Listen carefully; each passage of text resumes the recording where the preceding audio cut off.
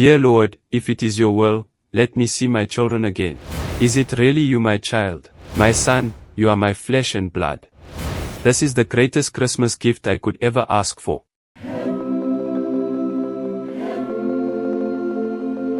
In the heart of KwaZulu-Natal, amidst green rolling hills, stood a humble homestead belonging to Baba Benson.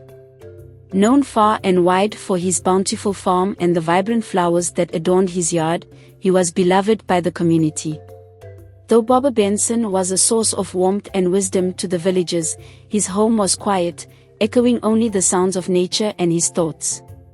At 60, Baba Benson carried a profound sadness. His daughter Bettina, now 32, had married a wealthy businessman and moved to the city.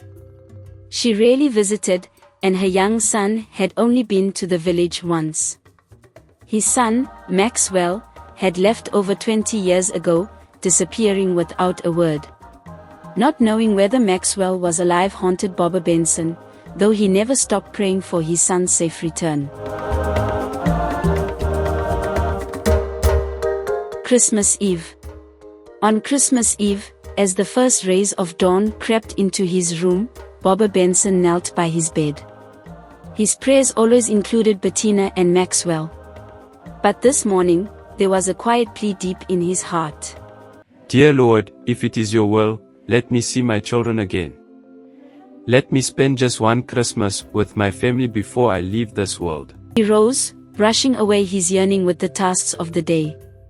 He adorned his home with simple decorations, a star he carved years ago, sprigs of greenery, and colorful fabric draped over the chairs. Though he planned to celebrate with a few neighbors, he couldn't help but imagine what it would be like to share Christmas with his children. An early morning knock. On Christmas morning, as the first light painted the hills golden, Baba Benson finished his prayer and began tidying the kitchen when a knock startled him. He froze for a moment, then made his way to the door, his heart racing. Papa. Bettina stood there, her face radiant, holding the hand of a small boy. Behind her was her husband, carrying several bags. Bettina. Baba Benson's voice cracked with emotion as he pulled her into a tight embrace. Is it really you, my child? It's me, Papa. Bettina said, her eyes brimming with tears. We came to spend Christmas with you. And this must be my grandson.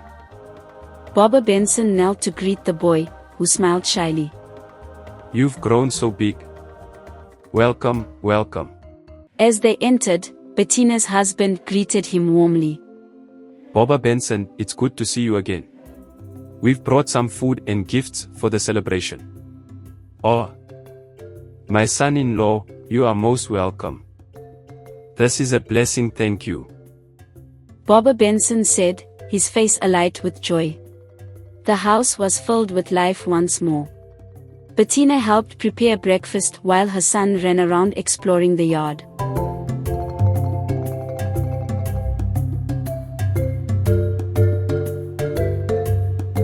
A mysterious car. Later that morning, as Baba Benson played with his grandson outside, the sound of a car engine broke the peaceful stillness. A sleek vehicle pulled up at the gate, its windows dark. Baba Benson frowned, unsure of who it could be. Are you expecting someone else, Papa? Bettina asked from the kitchen window. No, Baba Benson said, walking cautiously toward the car. The door opened, and a man stepped out. His hair was streaked with gray, and his face bore the lines of many years. But there was no mistaking who it was. Papa. The man said, his voice trembling. Baba Benson stopped in his tracks, staring. Maxwell. Yes, Papa. It's me. Baba Benson stumbled forward, his hands shaking as he reached out to touch his son's face. You're real. You've come back to me. Maxwell nodded, tears streaming down his cheeks. I'm home, Papa. I've missed you so much. Standing behind Maxwell was a woman holding the hands of two young girls. Baba Benson's eyes widened. Papa, Maxwell said. This is my wife, Nomsa, and our daughters, Lyle and Emily. Overwhelmed, Baba Benson embraced his son tightly, crying openly. Thank you, God. You have answered my prayers. A family reunited. Inside the house, Bettina stood in shock before rushing to embrace her brother. Maxwell. It's been so long. I can't believe it's really you. The siblings laughed and cried as their families were introduced. Maxwell explained his years of struggle and how he had finally found the courage to come home. I was afraid you wouldn't forgive me for staying away so long. Maxwell confessed. Forgive you? Baba Benson said, shaking his head. My son, you are my flesh and blood. There is nothing to forgive. The fact that you're here now is all that matters. Maxwell smiled. Papa, I have something to tell you. My family and I have decided to move back to the village. I want my daughters to grow up here, and I'll build a new house for you. Baba Benson's face lit up. You're coming back. Truly, Papa, we are moving back here. Maxwell said.